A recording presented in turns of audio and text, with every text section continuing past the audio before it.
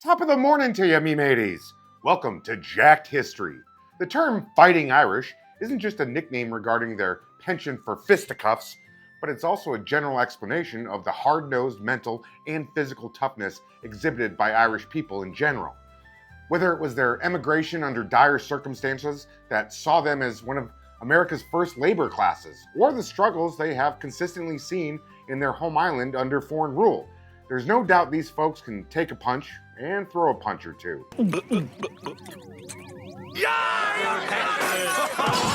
But for the sake of simplicity, we're going to talk about one Irishman who beautifully represents the grittiness and resolve of the people who come from that island. Your island? You mean Ireland? Yeah, it's mine. Meet Tom Crean, Irishman, sailor, explorer, bar owner, and overall badass. Born in 1877 on the Dingle Peninsula in County Kerr, or as we Americans like to call it, bumfuck nowhere, Tom Crean hit every checkmark of a stereotypical Irish childhood. He left Catholic school at the age of 12 to go tend to the family farm with his 11 brothers and sisters. Oh boy, can these people breed or what? Now, historically speaking, the Irish aren't exactly known for having a prestigious navy. So at 16, Tom left the family farm and boldly went where so many Irish lads have gone before, the British Royal Navy. He spent the next 8 years serving on various ships all over the world, from Canada to Australia, as he climbed up the enlisted ranks and built himself a reputation as a competent sailor. At one point, he was demoted, probably for drinking and fighting. I mean, it's not nice to stereotype, and we really don't know, but let's just assume, based on where he was from, that it was drinking and fighting. It was 1901 when he joined the crew of the RRS Discovery and took part in its Antarctic discovery expedition from 1901 to 1904. To give you a backdrop of the expedition, Antarctica was one of the last undiscovered places on Earth at this time, so it should be safe to say that the British needed to get their hands on it.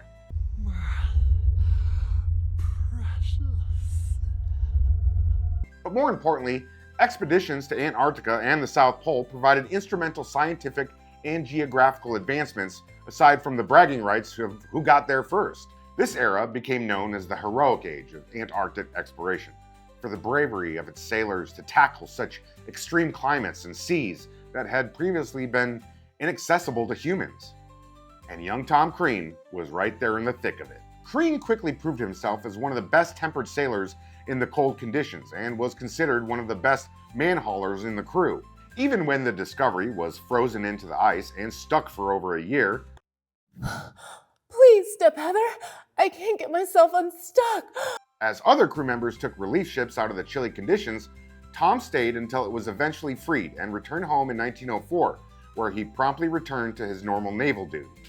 By 1910, Captain Robert Scott, who had commanded the Discovery expedition, had personally requested Crean join him for the upcoming Terra Nova expedition, which was to go further into Antarctic with the objective to be the first crew in human history to reach the South Pole. The expedition arrived in January of 1911 and immediately got to work, with Crean and a 13-man crew trekking 210 kilometers from the main camp to set up a supply depot as a launch pad for the group's attempt at the South Pole. On their way back to the base camp, Tom and two others made camp for the night. In the middle of the night, the ice broke, and the men woke up to find themselves floating adrift on an ice floe in the middle of the sea. What Tom Crean did next would be just one of many single-handed heroic feats to save himself and the lives of others. He proceeded to jump from ice floe to ice floe for an untold number of hours. Bye, buddy. Risking his life around the Arctic waters that would certainly kill him if he fell in, until he was able to get himself back near the main party and summon help for the others. Lord Jesus, Mary and Joseph, the balls on that guy! You have balls. I like balls. By November of 1911, Captain Scott, Crean, and a crew of others began their 1,390-kilometer trek to reach the South Pole. 1,390 kilometers in brutal Arctic temperatures. That's almost the distance from New York City to Milwaukee. Actually, it's pronounced Milwaukee. Or to put it simply, that's pretty much going from one end of Texas to the other. Oh, did I mention they had to climb a 10,000-foot glacier in the middle of the trek like they were goddamn wildlings trying to invade Castle Black? In January of 1912, Crean was part of 8 men who reached the final checkpoint before continuing to the South Pole. But Captain Scott needed to send 3 men back to base camp while he and the other 5 made the final push into history. Crean was one of the men ordered back to camp, an order that sent him into tears. Who says pimps don't cry? Pimps don't cry. Soon into their hike back, they lost track of the trail as they neared the previously mentioned glacier. At this point, they had 2 choices as they were running low on food.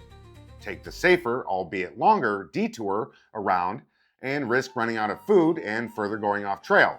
Or they just YOLO it and ride their sledge down the icefall of the glacier, which is exactly what they did. Without a steering mechanism or any brakes, the 3 men mounted the sledge and partook on one of the most epic sled rides in human history as they rode down 2,000 feet before the vehicle eventually overturned on an ice ridge. They all miraculously survived. Sanka, you dead? Yeah, man. But it wasn't over there. They still had to navigate their way through the maze of the glacier before they eventually got to the level surface. Almost a month from when they started their journey back, the 3 men stumbled into the supply depot Crean had set up a few months prior. With one of the men already disabled from an extreme case of scurvy and snow blindness, Crean and the other man had to pull him on the sledge for 100 kilometers until they reached their next checkpoint. By the time they got there, the 3-man party was so disabled and low on food that there was really no way they could make it together. This is an ad read, but I'm not going to read anything. I'm just going to have Peter show you what it's like to cook with Grill Your Ass Off. Use code JACKEDHISTORY at grillyourassoff.com to save 20% on your order. We're about to make an Irish burger. Go get some ground lamb and corned beef low on sugar. Next you're gonna use some delicious Irish cheddar for fun. Arugula, tomato, garlic, aioli. Then put it on a potato bun. And load that dish with Grill Your Ass Off. Eat that shit with Grill Your Ass Off. The best seasoning coming straight from Texas. It's yum, yum, yummy. You can eat for supper or even with your breakfast. So Tom Crean did what Tom Crean does. He grabbed 3 biscuits, half a chocolate bar, and proceeded to walk 56 kilometers in 18 hours through the unrelenting cold until he finally reached the rest of the crew at Hut Point. We're on a mission from God. Collapsing on the ground when he arrived. As a result, they were able to send out a search party and bring back his other crewmates within a few days. Tom Crean truly exemplified the luck of the Irish. And what happened to Captain Scott and his 4-man crew who made the last push towards the South Pole? Well, they made it. You did it! Congratulations! Unfortunately, just 34 days prior, Norwegian explorer Roald Amundsen and his team had beaten Captain Scott's crew as the first humans to set foot on the South Pole. And even more unfortunately, Scott and his crew perished on their way back. It was Crean and a team of 11 who would find their bodies 9 months later in November of 1912. Y'all want to see a dead body? Yeah. Meaning they basically had to do that same trek all over again. By June of 1913, Crean was at Buckingham Palace receiving medals from King George V for his heroism during the expedition. Tom Crean, an Irish legend. What's that, Peter? The story gets crazier? Holy shit. Okay, let's do it. In 1914, just a year after his return from his second expedition, Crean was departing on the ship Endurance for his third expedition under the command of Ernest Shackleton, who had served with Tom during their RRS Discovery trip.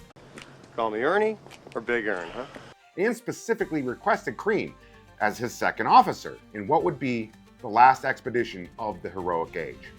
And to boot, their dog handler never showed up, so guess who took over the role as dog handler?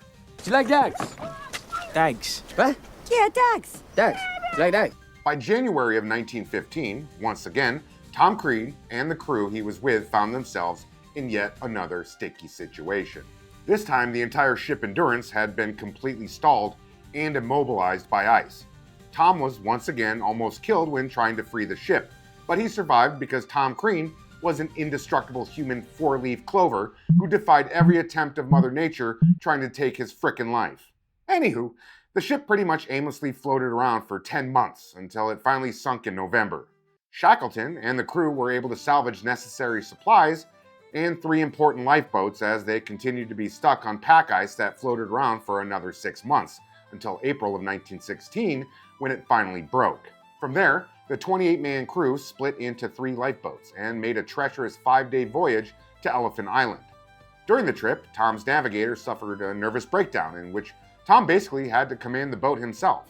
Now stuck on Elephant Island, Shackleton realized the chances of a rescue was slim to none. The Lord tells me he can get me out of this mess, but he's pretty sure you're fucked. So he decided to reinforce the healthiest lifeboat and put together a crew that would sail to the Commonwealth Island of South Georgia. Tom was originally going to be left behind as the senior man on the Remain Behind party, but he begged his way into the rescue mission. They set sail in April of 1916 with minimal navigation equipment. For 17 days, Shackleton, Crean, and the 4 others battled violent gales and snow squalls, living off minimal rations and whale blubber, with Tom as the designated cook. Storm after storm tested the men's mettle in every regard.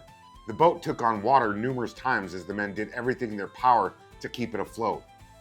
After a 1,500-kilometer boat journey, the men landed on South Georgia Island on May 10th, 1916. Victory, right? Wrong. The problem was they were on the opposite end of the island from the inhabited fishing village they needed to get to for help. And since the rudder of the boat was pretty much busted at this point, and sailing wasn't an option, Tom Crean, accompanied by Shackleton, found himself once again having to hump it. They trekked 48 kilometers in 2.5 days over unrelenting glacial surfaces to get to the whale station where they finally found Norwegian fishermen to help them. Their faces were covered in frostbite and blackened from the whale blubber that they had been cooking on the stove in an enclosed area for weeks. But alas, they were able to recover the remaining crew on South Georgia, and 3 months later they sailed back to the main camp on Elephant Island, where all 22 other members of the crew were still alive, having survived off whale and penguin for almost 4 months. Crean returned to Britain with the crew in November of 1916, and once again received medals for his extraordinary heroism. That'll do, pig. That'll do. He returned to his naval duties where he settled down and started a family. Shackleton came calling again years later, but Crean was set on the good life at this point. After 23 years of naval service, he was medically discharged after he took a bad fall. Jesus criminies. The glaciers, cold, starvation, and disease couldn't kill him after 3 dangerous expeditions to the south, but it was a fall that put him out of commission? That's so Tom Crean. What separated Crean on his 3 expeditions from many others was the fact that he was just a happy bastard. While many others understandably cracked, the jovial Irishman was always cracking jokes and kept a generally positive attitude in the face of perilous odds. He was even known to sing songs during some of their more intense situations. And we're the 3 best friends that anybody could have. We're the 3 best friends that anyone could have. In which his predominantly English colleagues couldn't really understand the Irishman. But, they found inspiration from him nonetheless. Under any other circumstances, Tom Crean would have returned to Ireland a hero. But unfortunately, his return was during the Irish War of Independence. For a man who spent the majority of his life in service to Britain, Tom had to keep a low profile, as any Irishman perceived as loyal to the crown would have drawn unwanted harassment and possible detention. There's very little evidence he ever talked publicly about his death-defying service during the Antarctica expeditions. He eventually opened his own pub in his hometown and kept a low profile for 18 years until his death in 1938 at the age of 61. For all of his post-service years, he took pride in the pub he owned. Not many people around town knew about his service, as he kept a tight lip, and all of his medals and personal military effects were in a locked chest. But as local passers-by would walk past the business he owned, I'm sure they had to ask themselves why old Tom Crean decided to call it the South Pole Inn. Please like, subscribe, and share, or I'm going to push Peter off of a boat. Tom Crean, he's an Irish machine, a good luck charm on the 7 seas.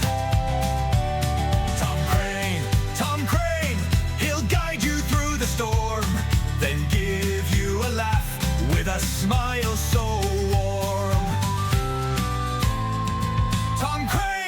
Tom Crean, he's a Gaelic mystery. You learned about him here on Jacked History.